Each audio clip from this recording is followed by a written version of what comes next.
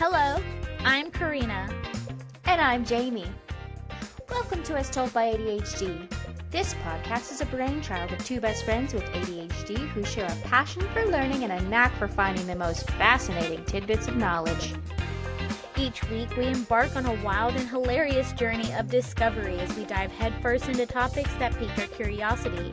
From dark folklore to bizarre statistics, cultural ceremonies to famous dead people, we're here to entertain, educate, and tickle your funny bone. This week on As Told by ADHD, we're talking about part 2 of the falls of kingdoms and empires. We are talking about part 2, and it is my turn. Yay! Karina's turn. It's Karina's turn. So, I swear, and this might just be like a me thing, I swear Jamie always finds like the best stories in the topics that we talk about. But I did have a lot of fun looking up this story because this story is still heavily a part of modern day. Still, technically. Okay. Which is kind of cool. I had a question, and it's just kind of like a perspective question because I tend to have a lot of perspective realizations and questions that pop up. It must be nice. Mine's every minute. Well, I mean, I guess my brain is just like, I need to think about like what to make for dinner, and then like I'll look outside and see something and I'm just like, how did that come to be? Yeah. Perspective. Anyways, so have you ever thought about like how interesting the concept of claiming territory is? Like, if you really think about it, like in simpler times, not in like heavy war times, but you saw an uninhabited area and you were just able to be like, mine. Yeah.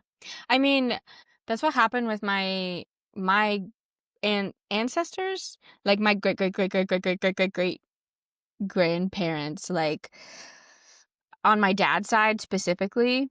So they lived in like colonial America, like in the colonies, and then once the United States obtained Mississippi, they ended up buying land. It was like so much land, like so many acres of land for only a penny. Really?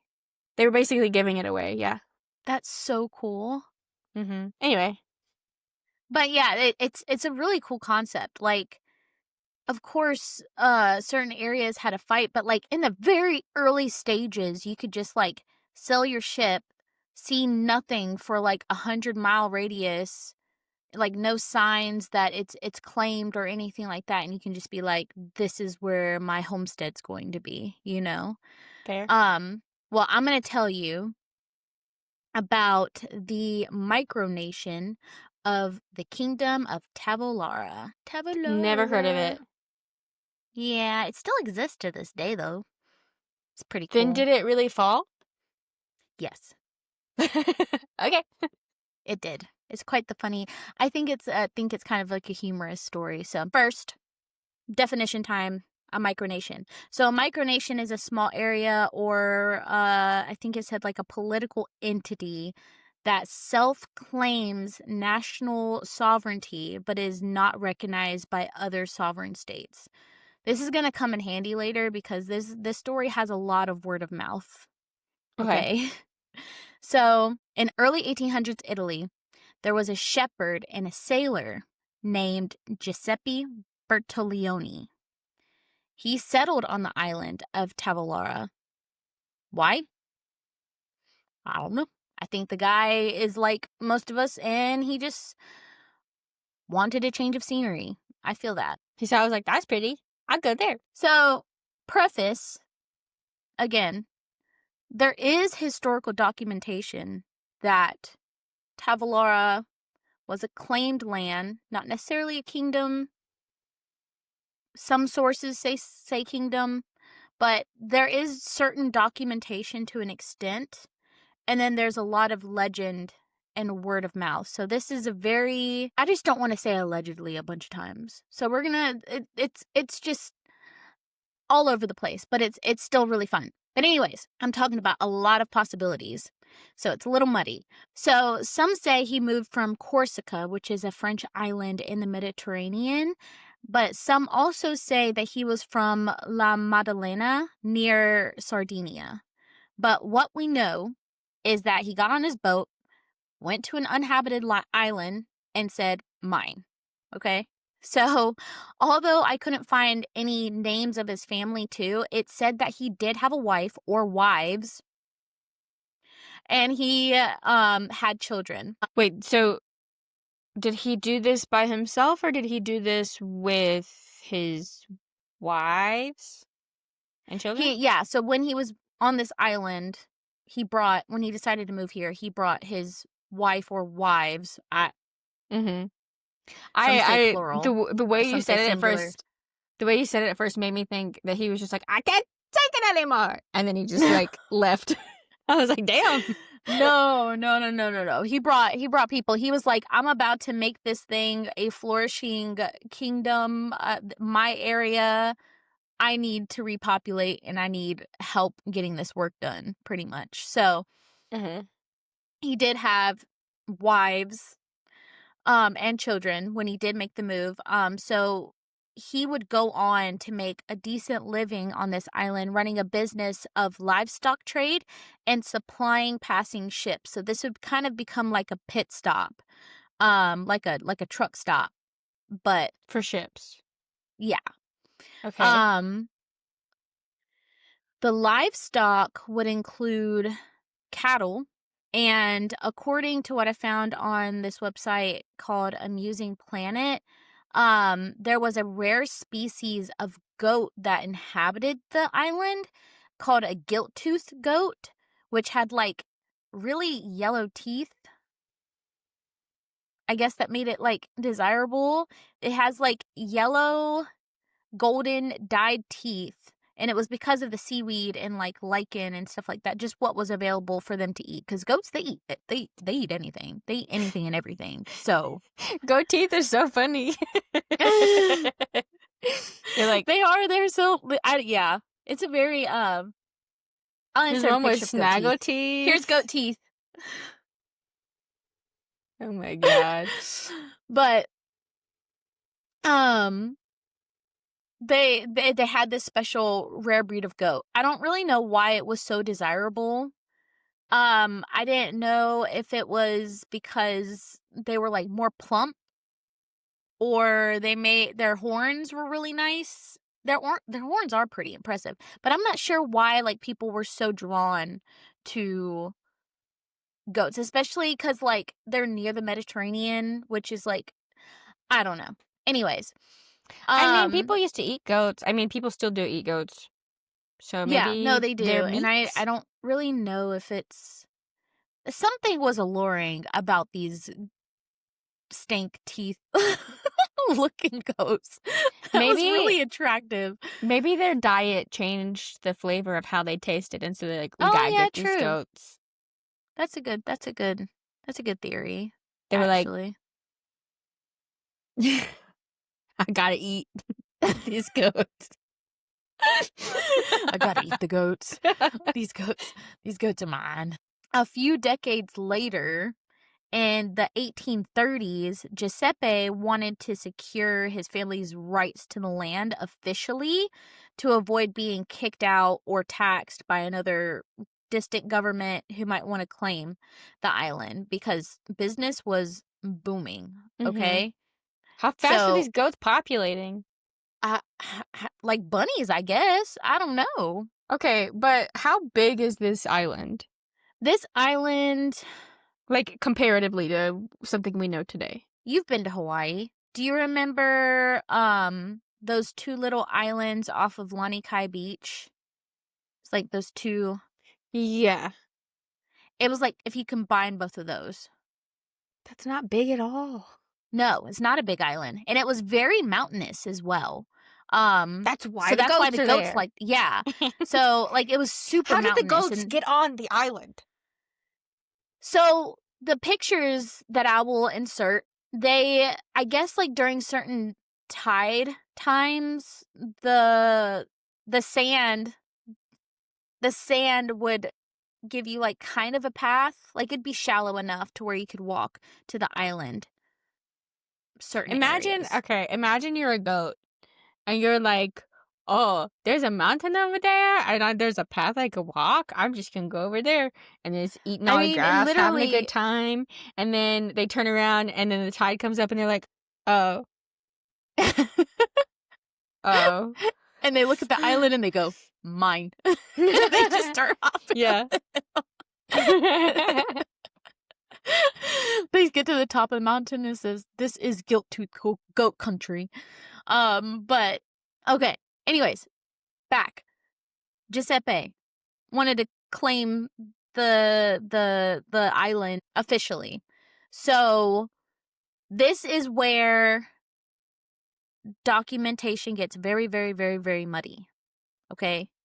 So according to a legend, King Carlo Alberto of Sardinia would stop at Tavolara during a naval voyage, and Giuseppe greeted the king and presented himself as the ruler of the island, and explained like his family's settlement on this island.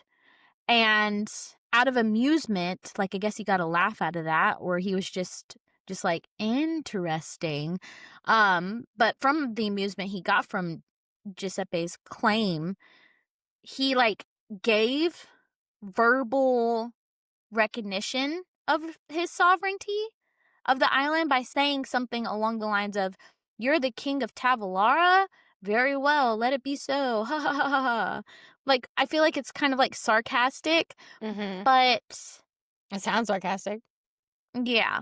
But another legend says his son Paolo, who was in his early to mid-20s around this time, presented himself to the king, to King Carlo, and buddied up to him. And after like 3 days of good old drinking and hunting goats and all that good stuff, the king was getting ready to leave and was hopping on his boat, and it was just like, ha ha ha, I had a really great time, Paolo. You are the king. You really are king of Tavolara. Ha ha ha ha ha. And got on his boat and sailed off. And since Carlo was a king, and I guess in a way the king's word is law, they were like, the king said it. That was easy. Now we're royalty because Carlo said so. So they took that and they're just like, well, the king of Sardinia thinks that we are royalty. How big is Sardinia? 9,301 miles long. And Tavolara is about 3 miles long and about 6 miles, 0.6 miles wide. So, I mean, it was a kingdom at the end of the day. It's Sardinia, I mean. And so they were just like, hey, the king of Sardinia said that this is a kingdom, so obviously that means that this is a kingdom and we are now royalty. Since then, they were just like, we're royals. It says that Giuseppe was the first king. It says that Paolo was the first king, but doesn't really matter, I guess. They were just royalty at the end of the day. Even if Paolo was the king, they're all still royalty. But Papa Giuseppe died around 1845, and Paolo changed his name officially to Paolo the First and continued to promote the kingdom. And during his rule, he like pressed really hard for recognition. He traveled far and wide to neighboring kingdoms and networked the absolute crap out of himself so he can get more royals to be like, ha ha ha, here comes the king of Tavolara. Come on in, king. Come on over. And I feel like it was just sarcasm, like pretty much 100% of the time. Or he like would be like, you like my goats. I can let you hunt for as long as you want to and not let any other kingdoms come. You like my goats. You like my goats. You like my goats. You like my goats. I give you my goats. If you call me King Paolo the First. I have goats. You like my goats. Pretty much. So funny. Pretty much. Networked the absolute crap out of himself, okay? Goats? Goats? But he also, like, had to buddy up, like, officially. So I don't know if he was offering goats left and right to people, but, like, that's what brought in a lot of ships because they wanted to hunt. But he cut a deal with the Italian government. Is Sardinia a part of Italy, or is it its own separate thing? It was its own entity at the time. Sardinia officially became a part of Italy in 1861, and right now I am in the 1840s. Got it. Okay. He cut a deal with the Italian government for recognition. Not for anything like super crazy. It's just like pretty much for recognition. Like, I need you to say that you made a deal like with the Tavolara Kingdom by allowing the Italian government to build a lighthouse on the island. So I don't really know the timeline of this. Again, it's super muddy, but the Italian government was moving, okay? They were trying to expand. So according to what we just found out about 1861 in Sardinia, they've already claimed Sardinia, and then they go on to just befriend and kind of put Tavolara like on the back burner, and they were just like, oh, you'll let us put a lighthouse here? Great. Cool. So they put the lighthouse on in about 1868, okay? Okay. After Paolo the First, I guess, after his death in 1886, his brother Carlo became Carlo the First and succeeded the throne. Carlo wanted to maintain the legitimacy of the island like his brother did, and even went as far as to get in good graces with the Brits. Because, Italy's expanding and stuff like that. So he tries to buddy up with the Brits. And word of mouth again, they became such good pals that allegedly there was a photograph of the royal family of Tavolara that was taken by the British naval ship, the HMS Vulcan, and hung the portrait in Buckingham Palace with the caption, "The royal family of Tavolara in the Gulf of Terranova, the smallest kingdom in the world." Fair. There's no, it can't be proven. I could not find any evidence of it whatsoever, but apparently this allowed them to live with no problems really until Carlo the First died in 1927, and his sister Mariangela had a short reign, and then she died in 1937. Okay. So we're getting close to the end. We're in the 1930s now, and it was said that Mary Angela, when she died, she left a will of sorts saying, like, I give Italy my kingdom, right? Okay. Like, just voluntarily gave it up. Okay. Again, not a lot of evidence supporting this. Of course, the royalty still lived on the island, but I think due to like the clever businessmen, I would say, of the royal family, like Paolo and Carlo, them passing, with them gone, I feel like Italy was just like, all right, joke's over. Like, you're going to become a part of Italy, you know? Yeah. And they wanted to step in pretty much. They wanted to claim the island. They're just like, all right, you had fun. You played royalty for, 70 years, 80 years. Like, it's time for you to come on. And now you would think that royalty would be like appalled, just be like, how dare you talk to us like this? Like, and give some sort of like pushback, right? Yeah. No. Italy gave them two choices. Let us claim it, or essentially we clear your bloodline permanently. Yeah. And they were just like, I didn't really even like all the admin work anyways. You can have it. Fair.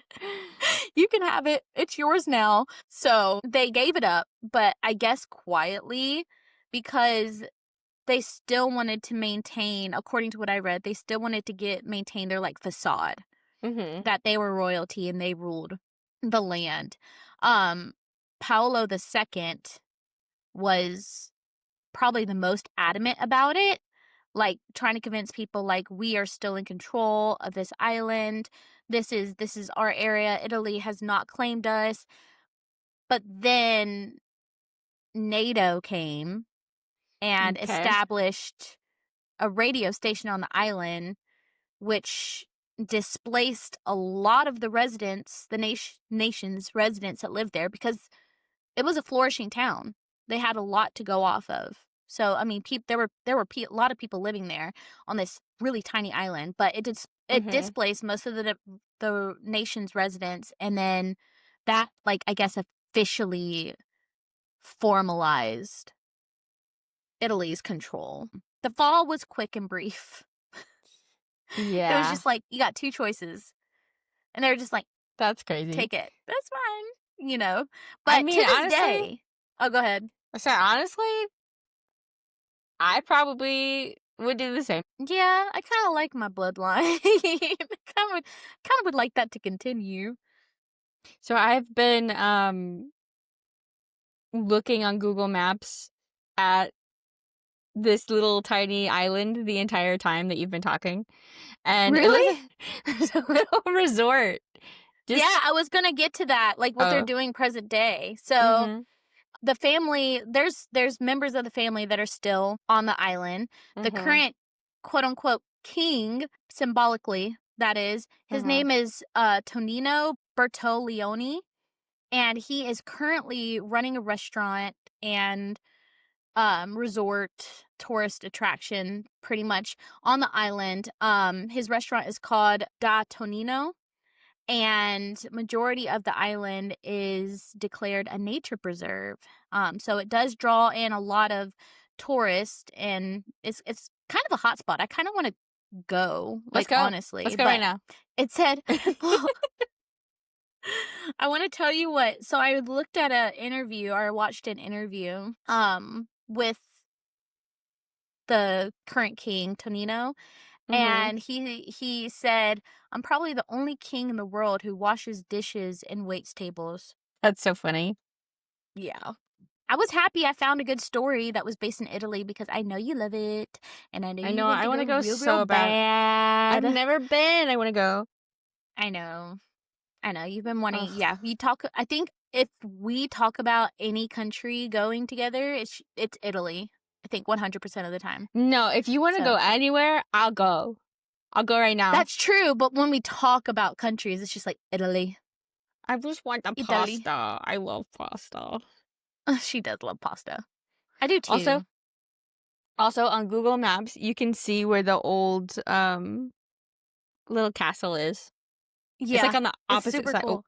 it's on the opposite side of the resort. But yeah, it's a cool little spot, you know? Like, it was technically the rise and fall. There wasn't like bloodshed, there wasn't gore, there wasn't like a whole lot of drama, but I think it's kind of a funny story of like them not knowing how building a sovereign nation works. They Mhm. thought like, "Oh, we live here. Nobody else lives here. Yeah. Mine.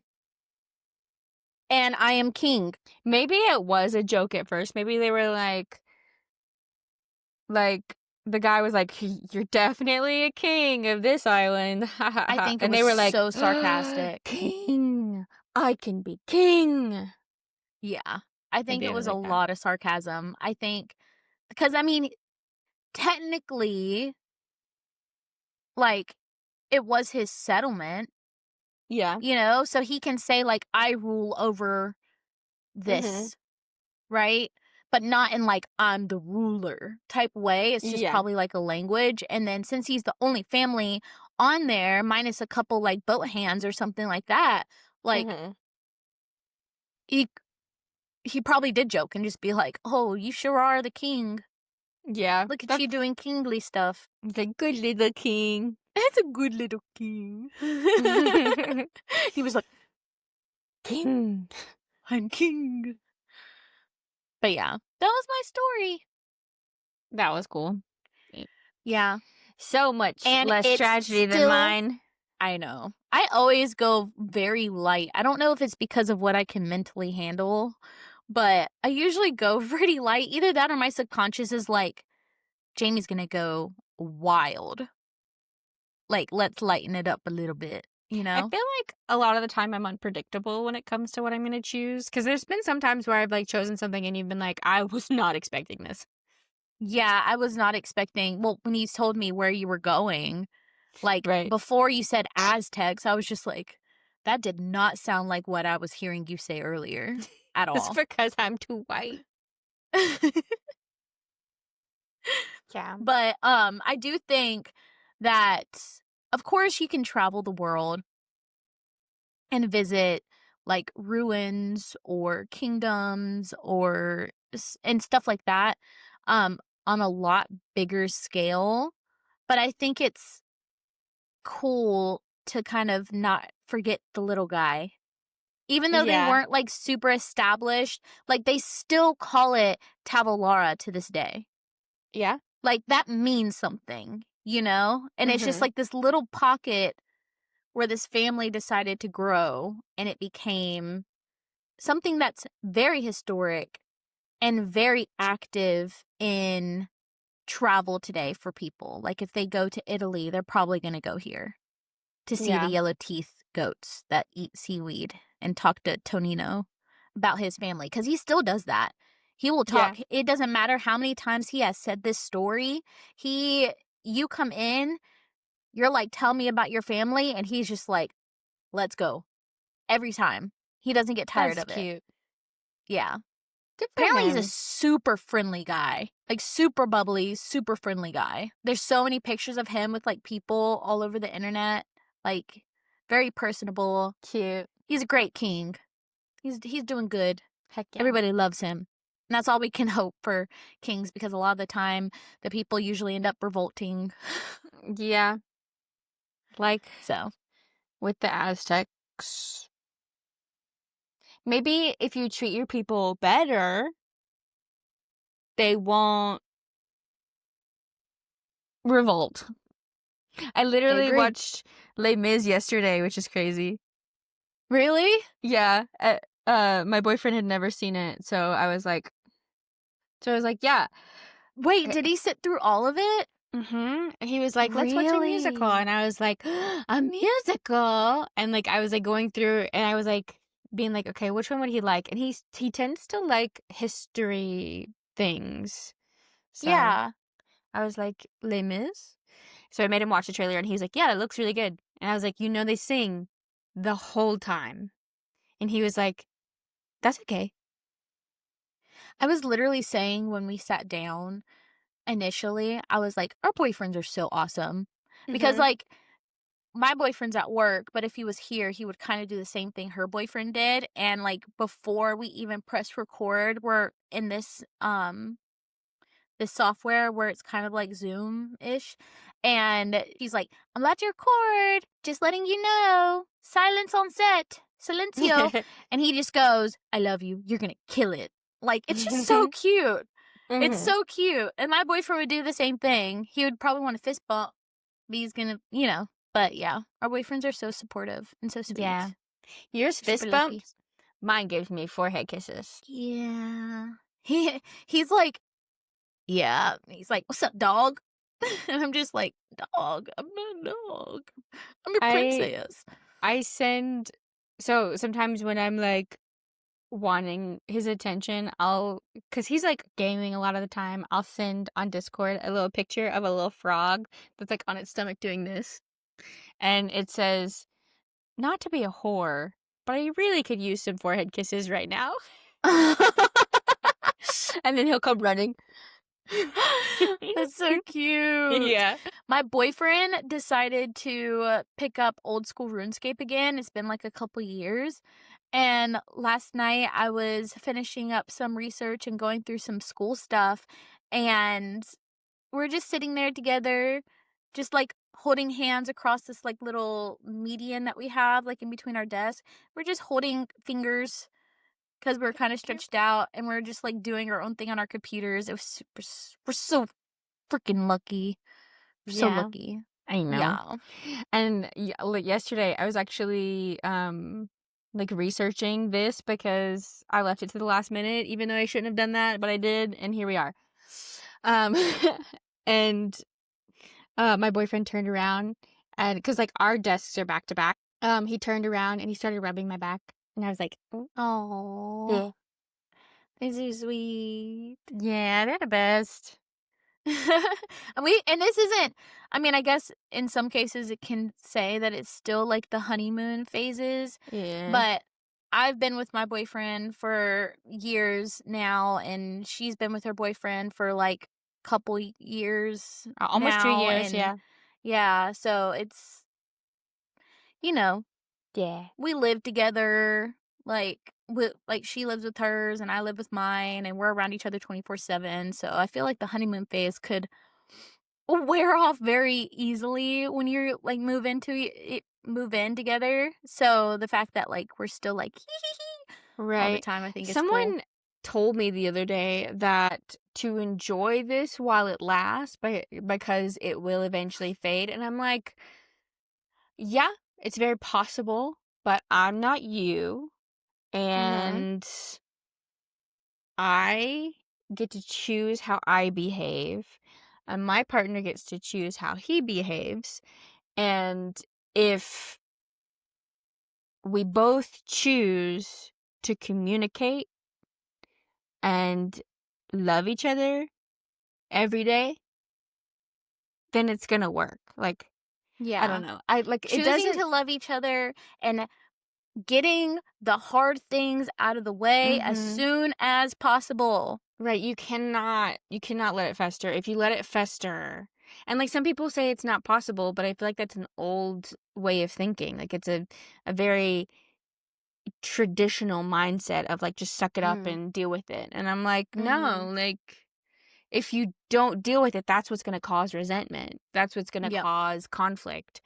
When Yep. you could just like talk about it and get it over with. Like, even if the conversation kind of makes you want to throw up, like, Right. if you come out of that conversation, you're so much stronger in that relationship. Also, like, I have like this epiphany, I guess, that like I've realized now being in a way healthier relationship with my boyfriend, that if you in your dating phase don't see this lasting, then you can like, do whatever you feel like you need to like experience what you need to experience and move on. But if you go into a relationship that like I think that this person could be my forever person, you have to get the dirty stuff out of the way Mhm. fast.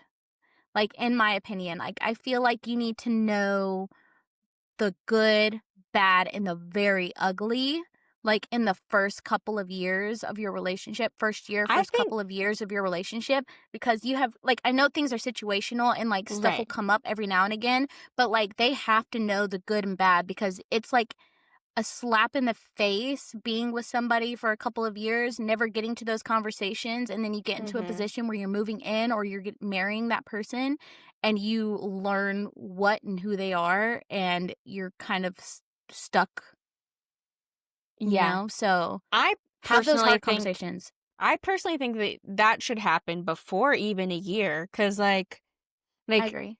my very first date with my current boyfriend, I immediately told him I was diagnosed with an autoimmune disease. It's going to affect the rest of my life. And if you're not Mhm. down for that, then this doesn't need to happen. And he was like, "You're cool. I could be down with that."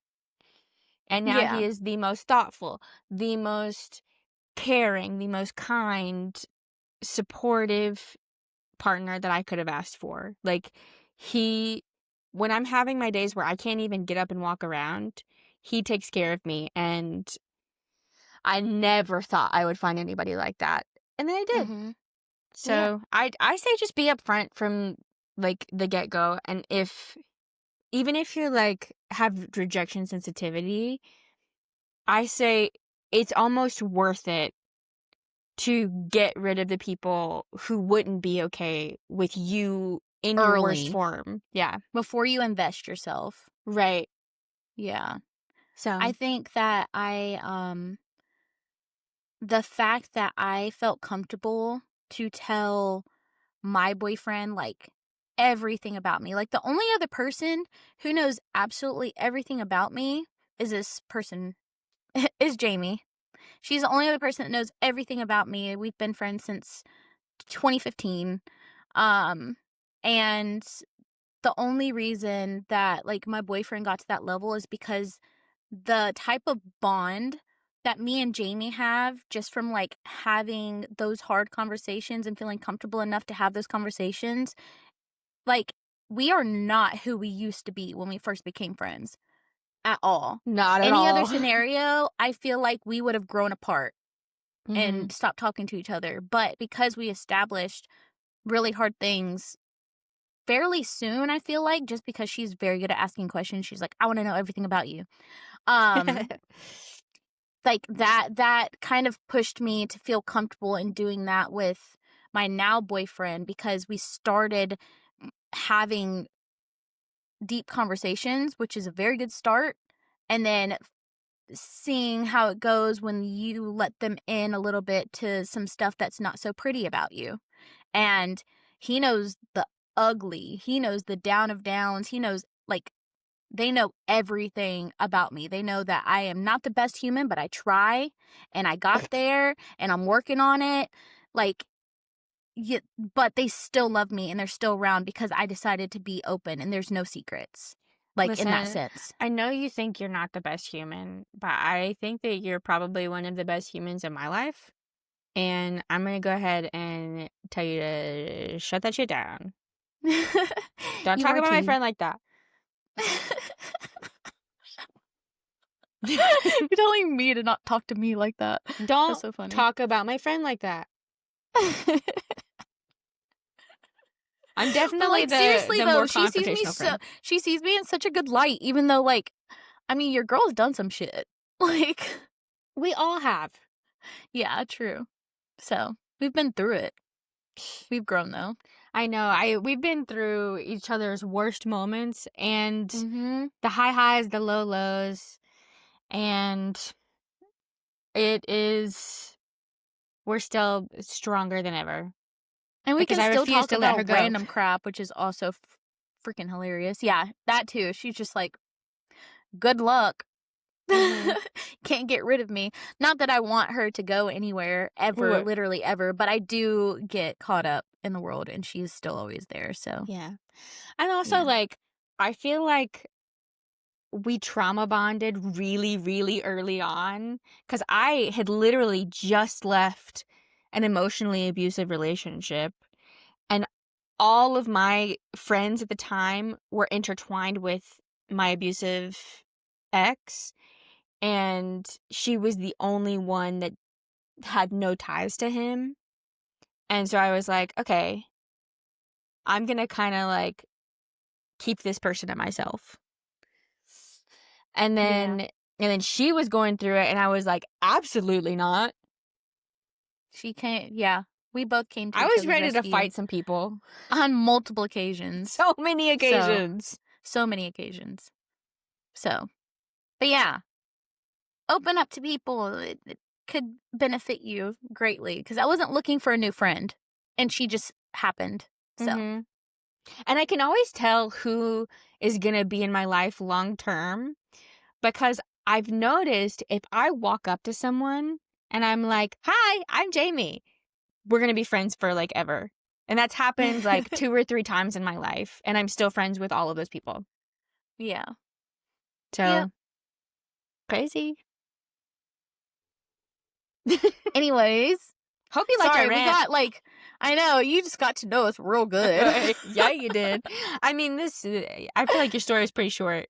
So Yeah, it enjoy was. And that. we always, this is what actually happens though. Like, Yeah. before we even started the podcast, we would say, like, hey, I found this out, like, hear about it. And then we would just start talking about whatever. Mhm. So you're just getting some insight into how we Operate. interact on a normal basis. Anyways. Okay. Panic. Wild. That was terrible. Okay. I think you're amazing. You can do no wrong in my eyes. So Well, even if I do, we talk through it. fair.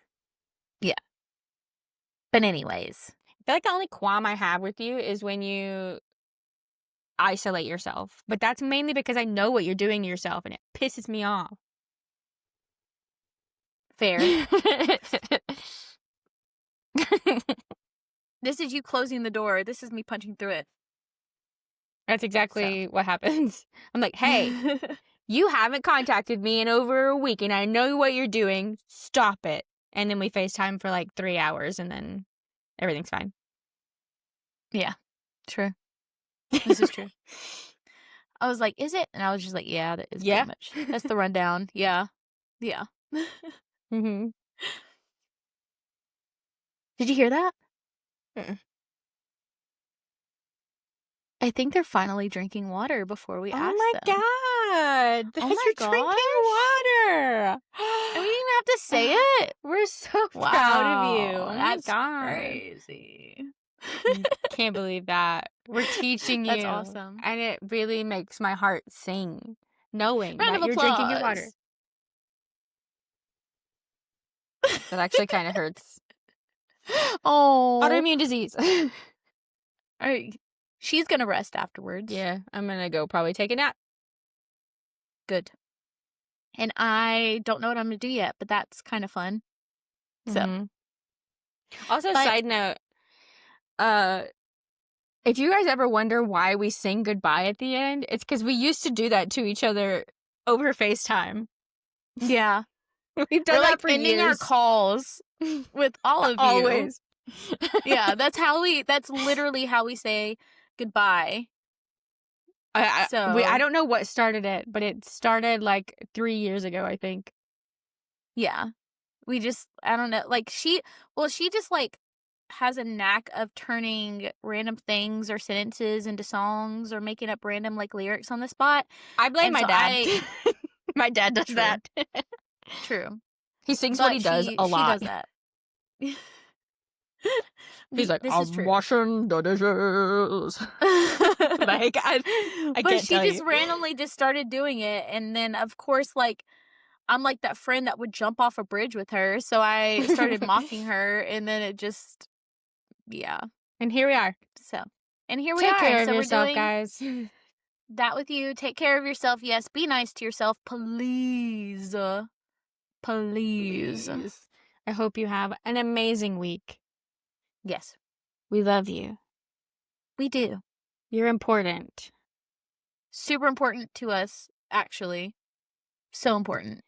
And that being said, drink more water. I know you already drank some. Drink more. I heard it. But you got to do better. Yeah. More. More? More. All right. Goodbye. Hi. Goodbye.